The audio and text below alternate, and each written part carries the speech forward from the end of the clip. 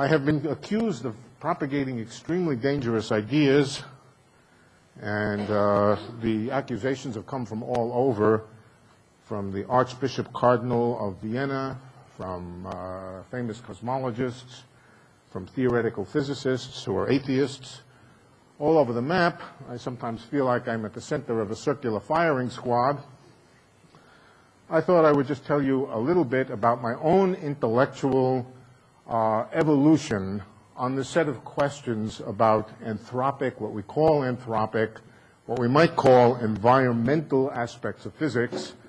So I thought I would just spend 1 or 2 minutes before anything else just telling you why and how I came to feel the way I do about this issue. It started in 1987. Of course, it started long before. I had known about the problem of the cosmological constant for probably 20 years by that time. I, in fact, first learned about it from David Finkelstein. And everybody was puzzled. Everybody was completely puzzled. Why is the vacuum energy zero? In fact, Paul Dirac had said the vacuum energy must be zero because it can't mean anything, because it comes out infinite in all our theories. And Wolfgang Pauli took him up on that and said, Paul, just because it's infinite doesn't mean it's zero. And, of course, well, in 1987, with some precursor work and, what shall I say, suggestions by people like Tom Banks and Andre Linde, Steven Weinberg came to a realization about the cosmological constant. I'm not sure whether anybody else had come to the exact same conclusion earlier. Several people, as I said, Tom and Andre, certainly knew that a large cosmological constant was not a world in which we could live in, and had made the suggestion that the cosmological constant being too big could be a anti-anthropic condition in which we would live, and therefore there would be nobody around to observe the universe. In 1987, Steven Weinberg was more quantitative about it, and the issue that he addressed was not so much whether life could form in an environment with a cosmological constant, but whether the structures that life is dependent on, namely galaxies or more important stars and planets, would have evolved in a world with a cosmological constant a little bit bigger than the known tiny, tiny bound, 122 decimal places equal to 0. And what Weinberg understood after a while, took him a little while, was that in a world with a larger cosmological constant, let's take the case of the positive cosmological constant, the repulsive forces due to the cosmological constant would have prevented galaxies and stars from forming and so forth. And he calculated that if the cosmological constant was somewhere near, exactly how near we can argue about, but somewhere near the current at that time bound on the cosmological constant, if it was very much bigger than that, we couldn't be here. Now, at the time, I remember taking this very seriously. I thought, this is interesting. I even wrote a little article for Tini Veltman's birthday party. I told a little story at the birthday party about fish who live on a planet where they can't see off the planet, and they're very curious about why the temperature of the water is what it is. And they argue and they argue, and they have this ichthropic principle. Some of them espouse an ichthropic principle, that if the water was too warm, they would be boiled fish. If it was too cold, they would be frozen fish. And the only way that fish could survive would be in the right environment. But a few screwballs had the idea that the universe might be much bigger than their own private waterverse, and that out there may be very, very many heavenly bodies, and these heavenly bodies would have an enormous diversity of different kinds of temperatures, different kinds of properties, and among them, some small fraction, tiny, tiny fraction, might be appropriate for the existence of life. I wrote that story in 1988, I think, or 89, trying to illustrate why this is not a crazy idea, that we live in the kind of universe that we can live in, and that's why the cosmological constant is small. I also said at the same time that there were 3 essential ingredients for me personally, and this is a personal issue, For me personally, there were three important things that would have to happen before I really took this seriously. The first would be that somebody, and Stephen, of course, Weinberg had already said this. I was not by no means the first to say this, that if it's true that the only reason that the cosmological constant is small is for anthropic reasons, then there's no reason why it should be any smaller than the observed bound, and the next measurement to the next decimal place, to the 123rd decimal place, should give a non-zero answer. Now, very few physicists took this seriously. I semi-took it seriously, but not too. The other important ingredient that I thought would be necessary would be a mechanism, a natural mechanism. And by a natural mechanism, I mean one that seemed inevitable to drive the universe into a state with a large amount of diversity of different types of vacuums, as we call them, different types of environments, some diversity driving mechanism which would fill the universe with many universe, multiverse, at that time I think we just said universe, with this enormous diversity of different kinds of environments, a multiverse as we call it now, that such a mechanism would be found. Of course, by that point, such a mechanism had been found. I was simply unaware of it.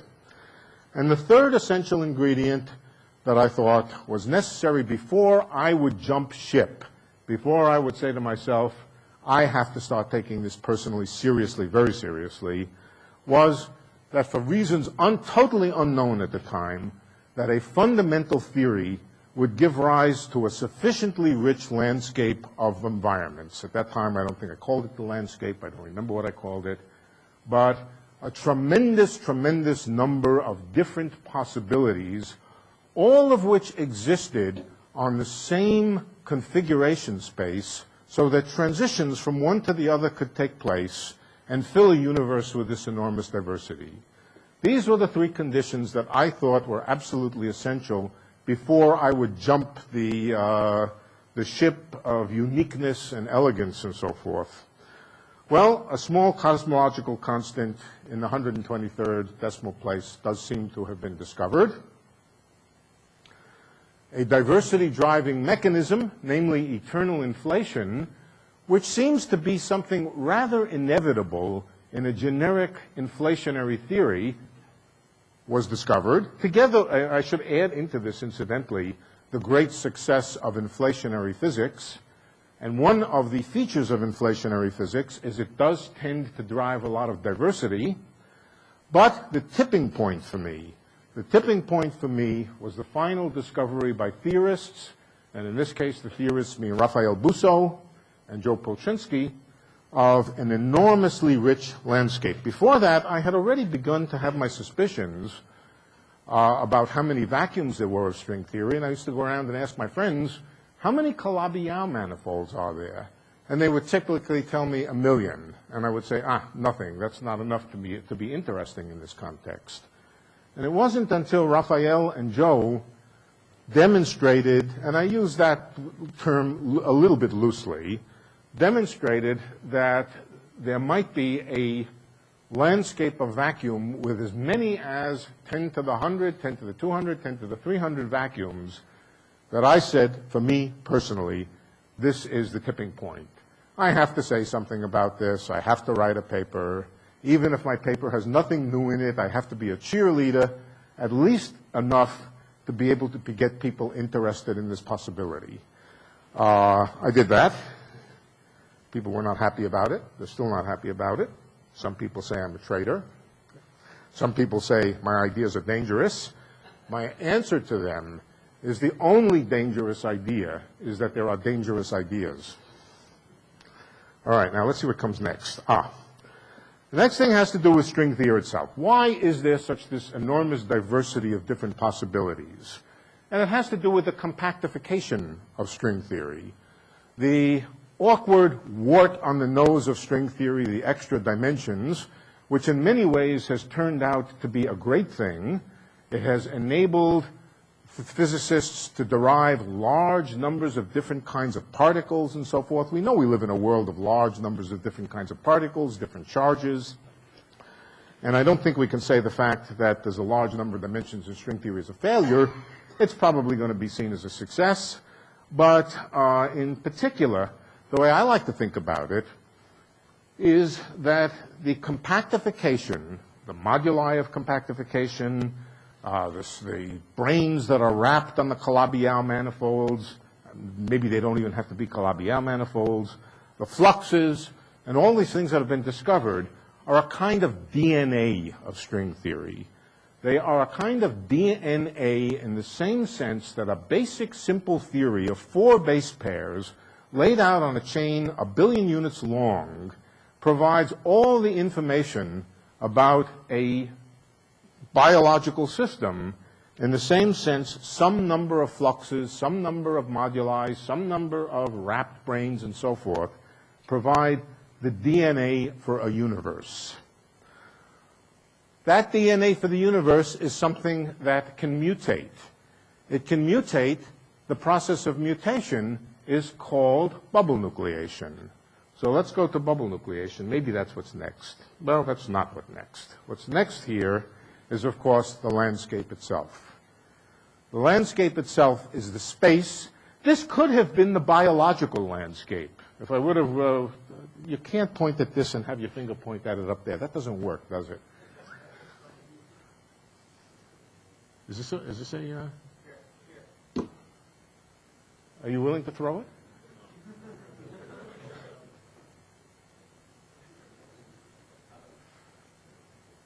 You know, as an old guy who was brought up on transparencies, I keep trying to point at the screen and expecting. If I throw away this and I throw away this here, this could be the landscape of biological designs. By landscape of biological design simply means the landscape of the DNA molecule with many minima, many more than we think about in physics. But in any case, the energy landscape of a complicated compactification appears to be extremely rich.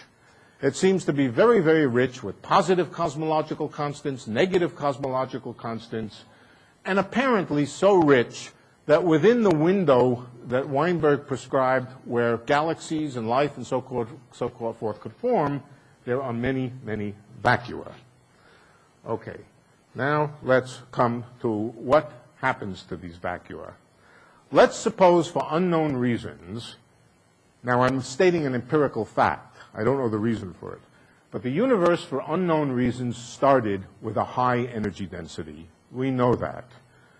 In a landscape as rich and as complicated as we're talking about, I would think, my guess would be, that some piece of the universe would flop down and fall into one of these local minima, probably a fairly high energy local minima.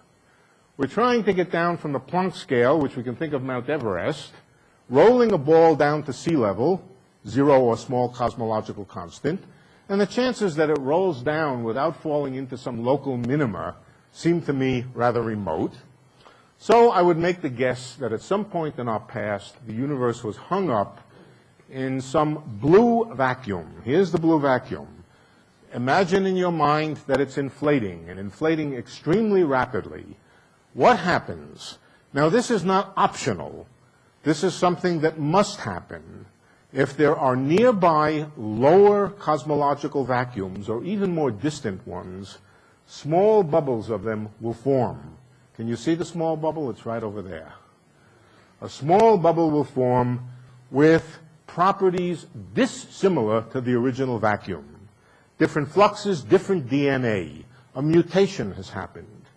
That bubble, if it's big enough, will begin to grow. But because the universe at the same time is inflating, these bubbles will start separating from each other and form sort of island universes that don't talk to each other. Well, each one of these bubbles also has a cosmological constant. Of course, some of them have negative cosmological constant. They die very quickly. They crash. They go into singularities. But those that still have positive cosmological constant will not only grow, but inflate. And as they inflate, more bubbles will form in their interior. And eventually, and I personally can see no way out of this. I don't see how this can be wrong, but of course it could be. Eventually, a little green bubble will form. Green is a nice color. It's a comforting color. Plants are made out of green. You can eat plants. It's a nice anthropic environment. And so that's where we are. A tiny, tiny, tiny island in an enormously large multiverse. That's the picture without equations, and I must say the equations are by and large lacking, unfortunately. The equations are lacking for this picture. There are some equations that go with it, Coleman-DeLucia bubble nucleation and so forth, but there's no basic framework for it. But I don't see how it can be wrong, given a sufficiently rich landscape. Here's another picture of that same phenomena. It's one that, I don't know who first drew it. I first remember drawing it, but it's a kind of Penrose diagram. A Penrose diagram showing the same phenomena of bubbles nucleating inside bubbles, and so forth and so on, and eventually forming the kind of fractal universe that Steve talked about yesterday, or was it the day before? I can't remember. And everywhere's in between, in the interstitial pieces in between, enough volume that this process goes on and on and on, forever and ever, and eventually produces a bit of everything. Okay. Now, the usual reaction to this is everything is outside the horizon. It can't mean anything to us. It's completely unobservable. How can it be part of science? Philosophers say that if something is truly unobservable, that you can't observe it. They are right. But therefore, it's not part of science. I think that's too harsh a conclusion. Let me imagine for you a situation where I think you would have to think twice before you would throw away things behind horizons. If we wait long enough, about 100 billion years, or maybe a little more than 100 billion years, all of the galaxies in the universe will pass out to the horizon because of the cosmological constant. They will disappear, or perhaps they will leave tiny, tiny, tiny little bits of information floating around in Hawking radiation, but basically they will disappear completely from view. The temperature will cool down so much that we will not see the microwave background. We will lose all evidence of the past because the expansion will have inflated away everything. And I'm not talking about ordinary inflation. I'm talking about our own future. But it seems that stars may still continue or will still continue. And so we can imagine physicists living on a galaxy completely surrounded by nothingness, real nothingness. They can't tell that there's a cosmological constant. They have no way of seeing the microwave background. They have no way of seeing distant receding galaxies. And they are very, very puzzled. How did we get here all by ourselves? Absolutely unique. And there's only one conclusion they can come to. Two conclusions. Either they were very lucky, or there was some benevolent source of their existence. Whereas the real truth was that there was a lot of stuff out there, a huge number of galaxies, 10 to the 22 of them within sight of our present world, plenty to make sure that there were plenty of Earth-like planets and so forth. They're just out there behind the horizon. We can imagine physicists speculating about that. We could even imagine an Einstein in here discovering the cosmological constant and discovering the idea of repulsion and discovering the idea of de Sitter space. But the philosophers of science will say, no, that's not science. It's religion, speculation. They would say it was philosophy or something else. This could happen. It's real. This does not require a multiverse. It doesn't require bubble nucleation to ask this question. It's some question that is going to come up to our future, not our ancestors, our descendants on that little galaxy in the otherwise black environment. So it's not obvious to me. What's obvious to me is philosophy is going to have to bend to fit physics not physics bend to fit philosophy. All right, now, here is a picture of an observer. Oh, what I want to come to now, sorry. What I want to come to now is the possibility of observing the fact that we really do belong to a multiverse. We can't look out. Let's go back a second. We can't look out and we can't see the distant galaxies. But what we can hope is that we can look back into our own past and see evidence. Perhaps we can find somebody's computer file, and somebody's computer file from 100 billion years ago has pictures of galaxies and so forth. Some remnant of the early past. Perhaps if they even look deep enough back into the past, they can even see a little bit out near the horizon of glimmerings of those galaxies which are going out. But if they look into the deep past, not out beyond their horizon, but back into the past, perhaps they can see evidence for a previous existence. Whether they can or they can't is going to depend on how much expansion there was. If there was too much, everything gets diluted. If there was just enough expansion that they are seeing a black background, but if they look a little bit harder, perhaps they can see some fossils, then they have a chance of discovering that there was a previous era during which there were lots of galaxies, during which physics, during which they were not alone, in other words. All right, the situation, to my mind, is extremely similar. Here's again a bubble nucleating. An observer out here, this is our de Sitter space here, our inflating de Sitter space. An observer, which simply means a time-like trajectory here, might actually become an observer in here, ability to make observations, cannot look out to the sides and see things outside his horizon, but does have a chance of looking back into the past and discovering that, in fact, that there was a landscape, and discovering it by the fact that if they look back, they see previous existences with previous kinds of laws of nature and so forth. In principle, that does not violate causality. The rub is that if there was too much inflation in any one of these vacuums, including the final vacuum here, it will wash out and wipe out the signal. So physicists up here can hope that there was not so much inflation that the evidence of a previous existence got wiped out. That's what I'm going to talk about a little bit. All right, so here's incidentally, how much time do I have? I know we started late, but I'm willing to end on time. So another 15 minutes to describe the entire history of the universe. Give me at least 16, come on. 17. Okay, we'll try. I'll try to go fast. All right, so here's a model landscape, a very simple model landscape. Here's the rest of it over here. Here's the part we're interested in over here. Here's the inflationary plateau where slow roll inflation lives. Down here is where we are now. According to experimental observations, we started up here on the side of this hill here. So first statement is, experimentally, we already know that there are other points on the landscape and that we started someplace else on a fairly complex landscape.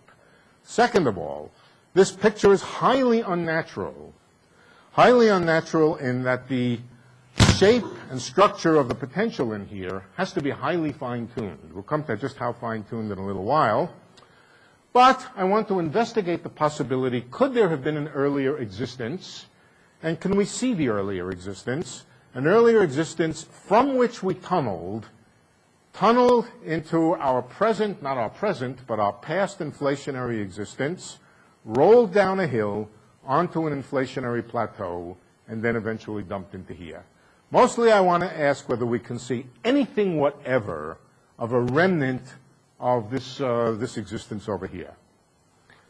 So it's a observational question I want to address. Before I do, let me tell you what a bubble universe looks like. A bubble universe you might think looks like a finite universe with walls, and you would see walls expanding about you. That's not correct. what a bubble universe looks like. This is the development of a bubble inside a background. It looks like an FRW, Friedman Robertson Walker, open infinite universe. If you draw the appropriate space-like slices through that universe, even though if you sliced in what Steve called co-moving coordinates, which make no sense at all in my opinion, as you try to propagate them into this region here, the space-like natural hypersurfaces of constant energy density and so forth form these hyperboloids, which are quite infinite. And so the universe that one sees about one after having nucleated into a bubble is an infinite universe, an infinite FRW universe. Is there a question? Yes, I see Tom raising his hand. This picture is not supposed to be where we are now if we have a non-zero coefficient. Oh, okay, very good, very good, very good, very good, good. Actually, it was. And if you look really close up here, you can see that this is rounded a little bit, and that this surface here is just ever so slightly space-like. Thank you. What Tom was referring to is that the picture that I drew here was literally true for a zero cosmological constant out here. But for the rest of what I have to say, it's not terribly important that there's any cosmological constant. It could just as well be zero. If it were non-zero, this would be slightly rounded up here. So thank you, Tom. That was helpful.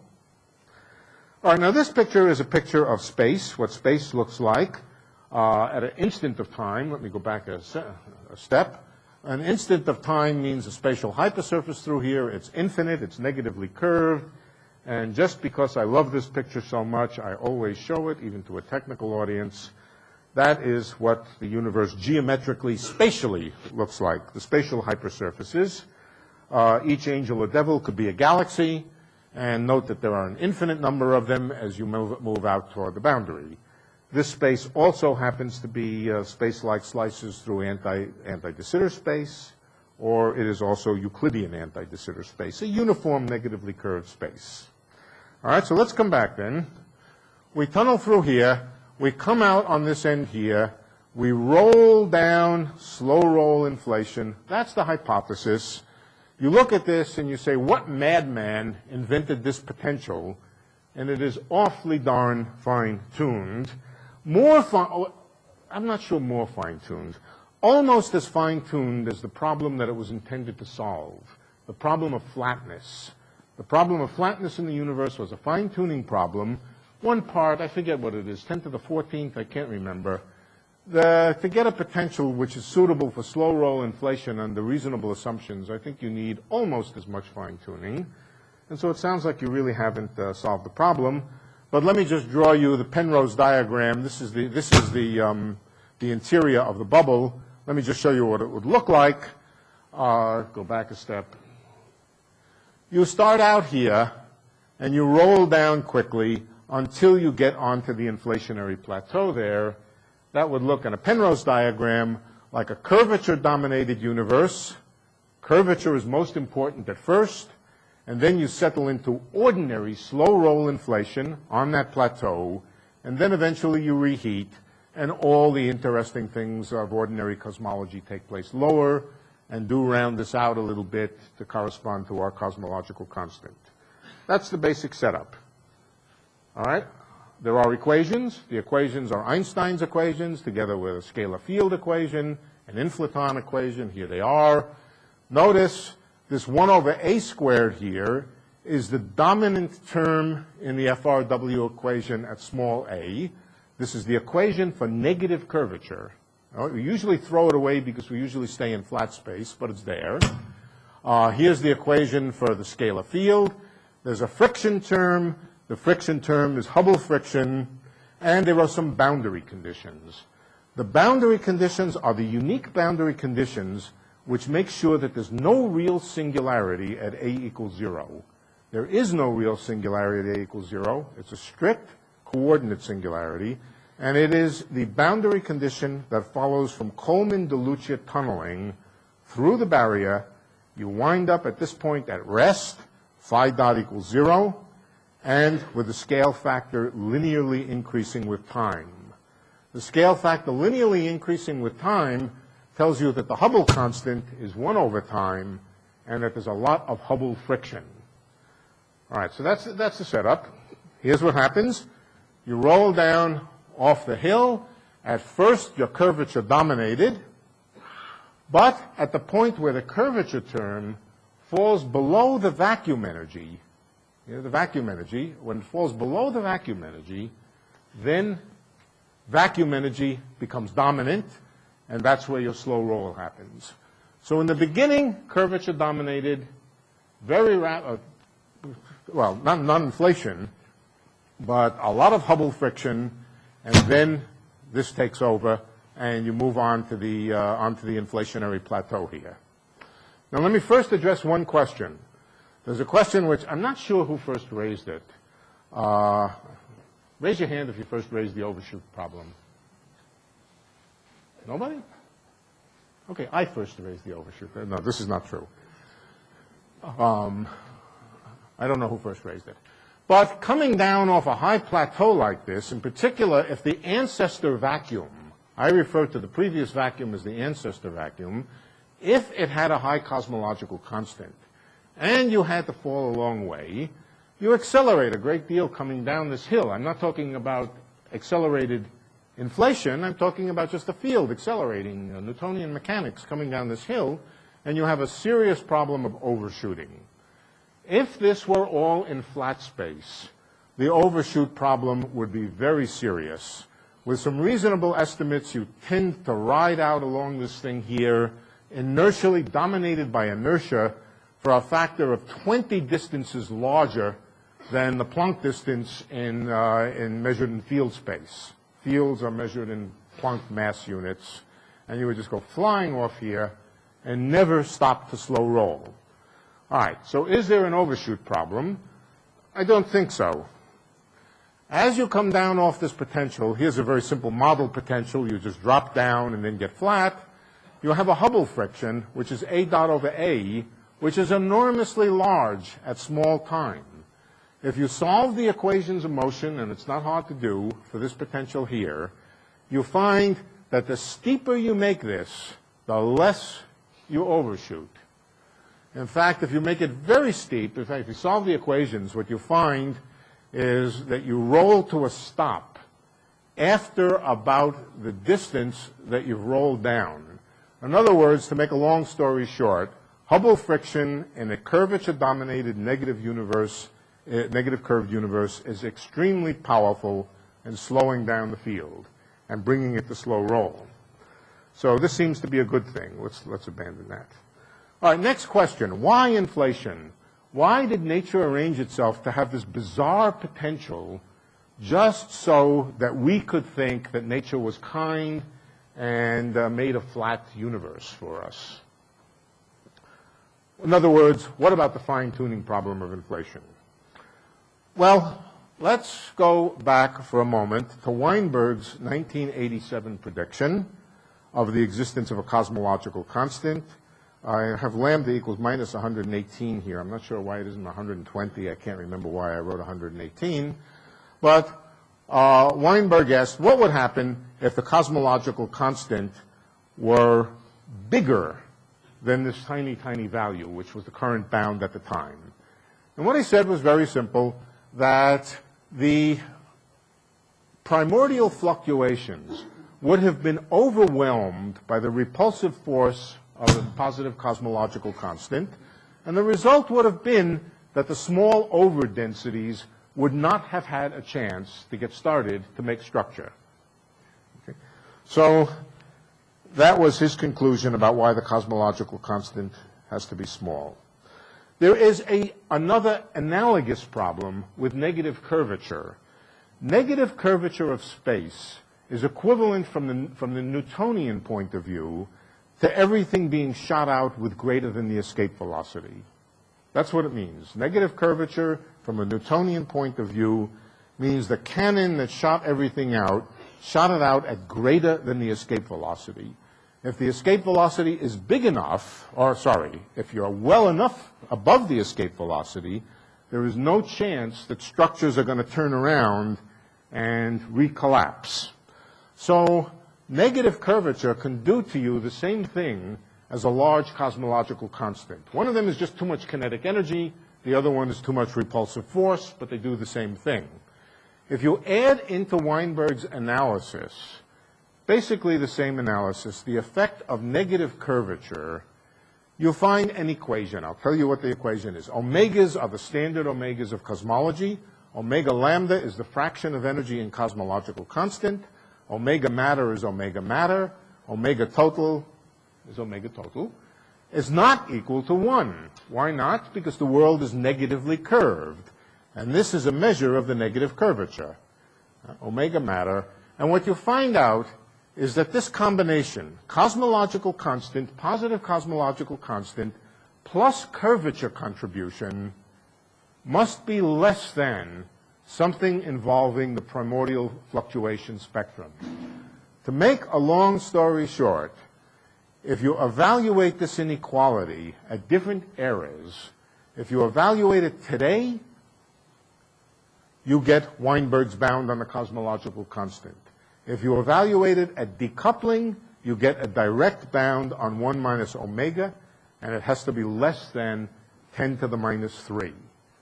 Right. Now, 10 to the minus 3 is a small number. 1 minus omega is nowhere near 10 to the minus 3. It's very close to 1.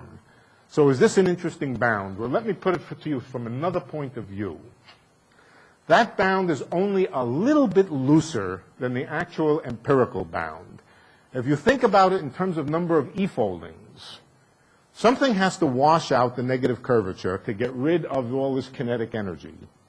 What washes it out is E-foldings during slow roll inflation. That's what gets rid of this enormous kinetic energy that shot you out of the cannon. How many E-foldings do you need in order to not destroy the possibility of making structure? The answer in some units with some set of definitions is about 59.5. I call this the anthropic bound. If the number of E-foldings were not bigger to wash out the kinetic energy, in other words, if the number of E-foldings were not bigger than 59.5, we couldn't be here. The observed bound on the number of E-foldings is that there are at least 62. Now, there are various, cosmologists have various ways of defining these things. There are other units in which this becomes 68. There's some other, not units, but other assumptions in which this becomes 51 and so forth. The invariant is the difference between these two. So for a number of E-foldings of order about 60, you need almost that many to create life. And so the anthropic bound and the observational bound are quite close to each other when measured in terms of number of E-foldings. How accurate is this? 59.5? I think it was 6 decimal places. It depends. I'm sorry. Excuse me. I thought I was talking to David.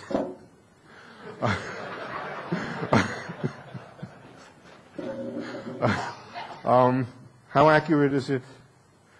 Okay, the details depend on what you count as a galaxy. That estimate was for dwarf galaxies. Okay, so, yeah. If you were to use bigger galaxies, it would be closer to 62. It would be 60 or 61 or something like that. So that was for dwarf galaxies. Yes? There's too much kinetic energy for the fluctuations to turn around and recollapse and form galaxies and stars. That's all. So I take that to mean we wouldn't be here, but we could argue about that. I will use shorthand and say we wouldn't be here because I don't really know that there isn't another way to survive. All right, so let me now come to the degree of fine-tuning and some landscape-type arguments. Now, these are the crudest possible kind of landscape arguments. They are embarrassingly crude, but they give you some idea of the numbers involved. Imagine a potential which is very, very simple. It has 3 parameters. It has a height, which is V. It has a width measured in canonical field units. And my prejudice is very strongly that this width should not be bigger than the Planck mass. We could argue that. I argue that with Andre all the time. I think most string theorists would probably be inclined to agree that that if the width is larger than, of course, There are fields which can have larger excursion, the dilaton and things. But under those circumstances, the physics usually changes radically in some way as you move along here. So I would propose, and I'm not the first to do so, that the width of the potential here never be larger than the Planck scale. And the other thing is a slope. The whole potential being parameterized by a height, a slope, a parameter x, which measures the slope, and a width delta. Phi over delta is just a sort of fiducial slope which would correspond to a straight line between here and here. Okay, so x is a fraction. And here's what I did, or what I and my colleagues did. We said, imagine a box for these three parameters, 1 by 1 by 1. The height being 1 means Planck energy. The width being 1 means Planck size for this. And x going from 0 to 1, or we could go above 1 too. But basically x in the neighborhood somewhere is between 1 and minus 1 or something like that. There's a box, a parameter box. In that parameter box, every point you can calculate the number of e-foldings, and you can calculate delta rho over rho. Q is delta rho over rho. And then you can ask, what is the probability for a given number of e-foldings? Now, probability means statistical weight within this box. I have ignored all dynamics and asked what's the statistical weight within this box that the number of e-foldings is n, given that delta rho over rho, which is usually called Q, is what it is, 10 to the minus 5. And here's the answer that you get. This is in reference to the degree of fine-tuning that's necessary for inflation to make sense. In order that the number of e-foldings be bigger than 62, the probability under this curve 1 over n to the 4th with Q in front of it, is 1 part in 10 to the 12th. That, of course, is subject to all kinds of changes associated with the shape of the potential and so forth, but this never changes very much. It could go as high as 10 to the minus 10, 10 to the minus 15, and so forth. On the other hand, okay, so the probability then that the inflationary constraint, namely that we're in here, is satisfied, is in general very small on the landscape. On the other hand, if you ask the question, what's the probability given that we're here? What's the probability that given that the number of e-foldings was bigger than 59.5, in other words, given that we are on some point in the landscape where we can exist, then what is the probability that the empirical bound is satisfied? It's 0.9. Right? It's 0.9. So with an anthropic cut, the anthropic cut tells you that there's a 90% probability that enough inflation took place to solve the flatness problem. This is my proposal for a solution about why inflation happened. I actually don't know any other. Let me address one more question very quickly. What would happen if there was a minimal amount of inflation? In other words, we know that there was more than 62 e-foldings. Let's suppose it's somewhere between 62 and 65. The probability for that is about 15%, according to some rules. So it's a long shot, but it's not an impossible long shot. That corresponds to the situation where this civilization in this dark galaxy is not so very, very far into the future. It still has a possibility of looking back into the past and seeing a former existence. What if there were only 62 to 64 or 65 e-foldings? Then by looking at large-scale structure on the sky, we could hope to see an evidence of a previous existence.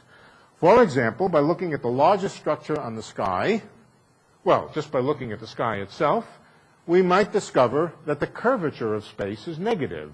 Remember, I told you it's a generic prediction of bubble nucleation that space should be negative. Right? If there's too much inflation, slow roll inflation, it isn't changed that space has to be negative. It just makes it smaller and smaller and smaller and smaller. If we're in this lucky tiny window, then spatial curvature could be measured. And if it is measured, one would predict that it would have to be negative. If it's positive, then we got to go back to the drawing board. Something's wrong with this bubble nucleation picture. It's falsified, I think. So negative curvature is one obvious prediction. Another prediction, of course, is that the potential is not entirely flat. Something rolled down from here.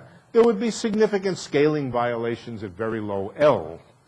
Whether those have anything to do with the various anomalies at low L, I have no idea at all, and I'm not proposing that they do, but the point is that in principle, this would put an imprint, this rolling down this hill here, would put a serious imprint on the CMB. But last, I want to point out something that we've just been working on, Freivogel, myself, Sakino, and a student named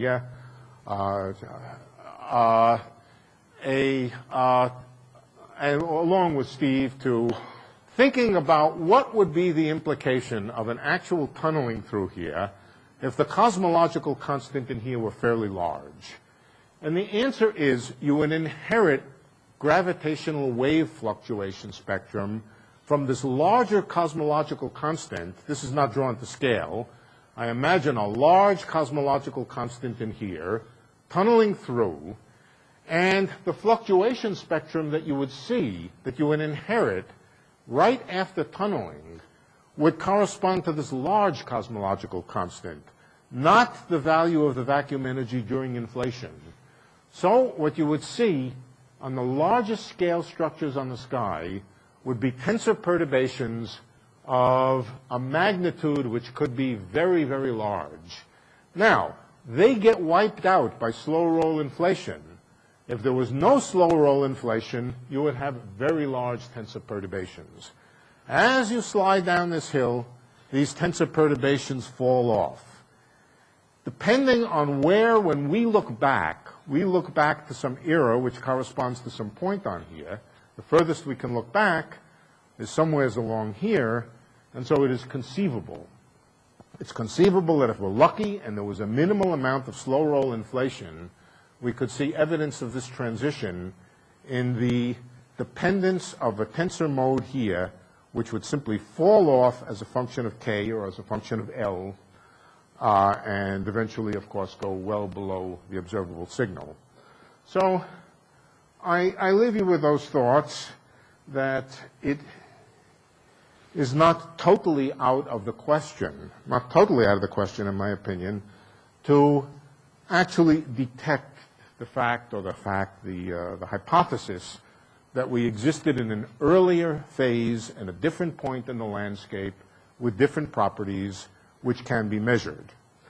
We will have to be very lucky for that to actually take place. Thank you.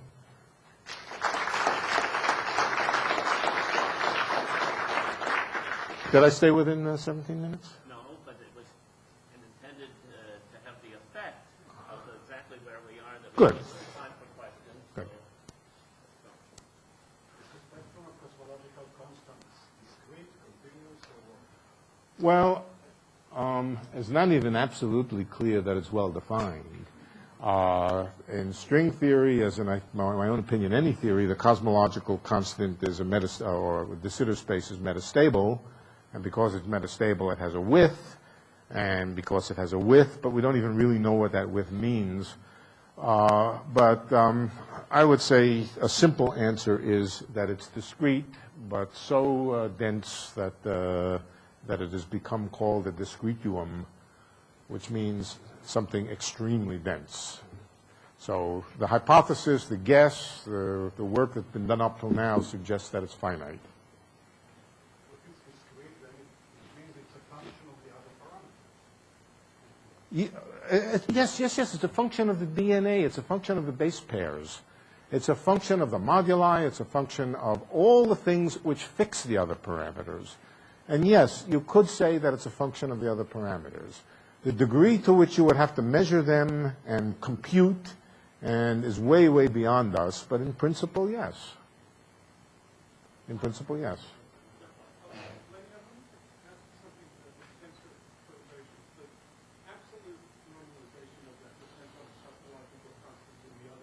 The ancestor. Yeah. Right. And then you have inflation, so you potentially I'm assuming that those are below threshold. Yeah, yeah. I was assuming they were way below threshold. Yeah. I was assuming, of course, that doesn't have to be the case, but yes, that you'd see a right. Michael, can you speak louder, Michael? I can't hear you.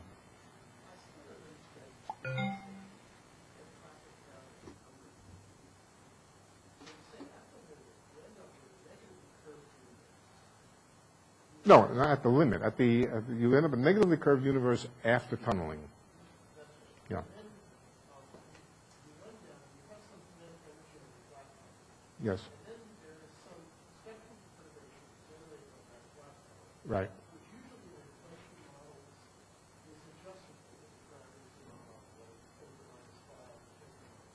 Right. Yeah.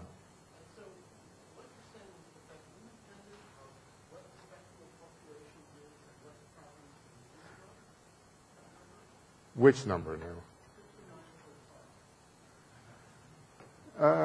Yeah, pretty much. Yeah. Oh, yes. Sorry. No, I actually didn't. It was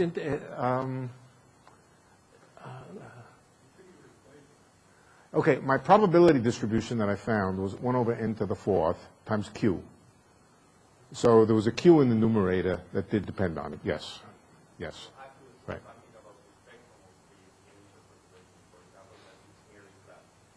No. It's nearly absent. It's nearly absent because during the curvature dominated period, you don't make fluctuations.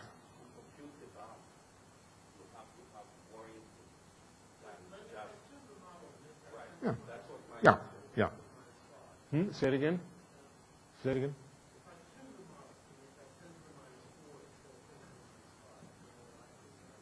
You would still have 1 over n to the 4th, but the coefficient in front of it would be different. So it would take less fine-tuning to give you the 59.5. Sorry, less fine-tuning. Anthropic bound wouldn't change. Anthropic bound would not change. Right. That's just a question. It's a question of nothing else but the curvature of space at the time that structure started to form.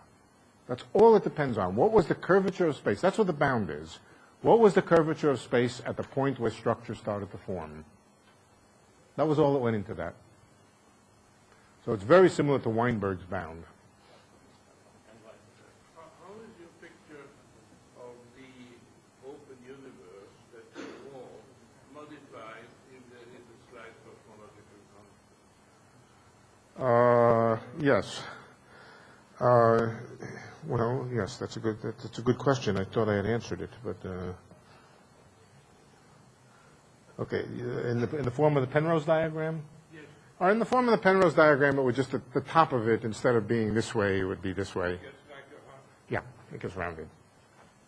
Are there any other quantity you think being entropic? Well, okay. So in addition to the inflationary parameters, and okay, so Frank Wilczek and his collaborators have focused on the axion. Another one. They're obviously few and far between until we ever understand this measure thing. If we ever do understand that, which I'm very skeptical about, it is. I do have to say that I think the use of the anthropic principle in making standard kinds of predictions is a long way off. I think we really don't understand what we're doing, and I think part of the reason we don't understand what we're doing is because we really don't understand the mathematical framework of de Sitter space and eternal inflation. And someday I would hope we understand it with some kind of rigor and some sort of logical rigor, and we don't. So we take very gross things like cosmological constant, inflationary, the fact that inflation happened, and those things seem to be rather robust. Other things I wouldn't.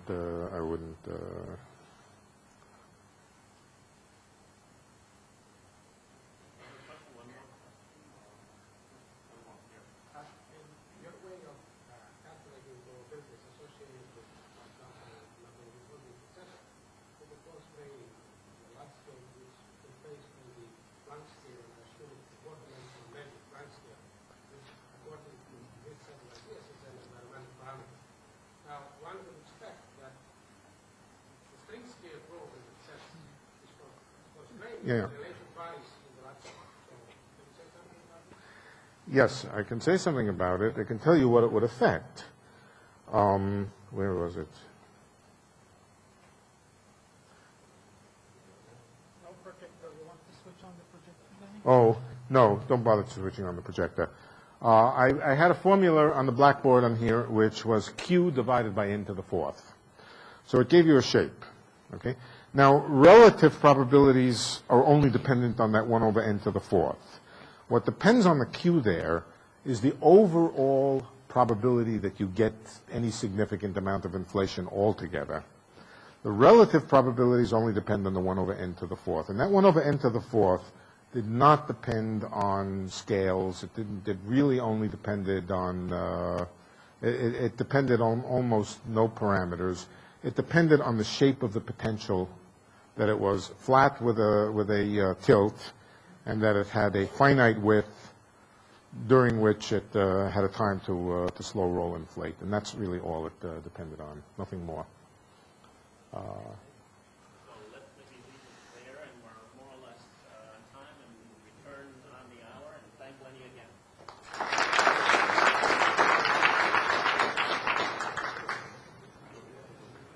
Okay.